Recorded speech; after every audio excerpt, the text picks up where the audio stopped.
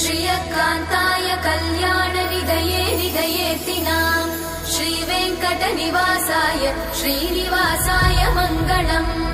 लक्ष्मी सविभ्रमालोकसुभ्रूविभ्रमचक्षुषे चक्षुषे सर्वलोकानां वेङ्कटेशाय मङ्गलम् श्रीवेङ्कटाद्रिशृङ्गाग्रमङ्गलाभरणाङ्ग्रये मङ्गलानां निवासाय श्रीनिवासाय मङ्गलम् सर्वावयव सौन्दर्य सम्पदा सर्वचेतसां सदा सम्मोहनायास्तु वेङ्कटेशाय मङ्गलम्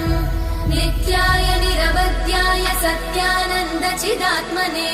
सर्वान्तरात्मने श्रीमद् वेङ्कटेशाय मङ्गलम् स्वतः सर्वविदे सर्वशक्तये सर्वशेषिने सुलभाय सुशीलाय वेङ्कटेशाय मङ्गलम्।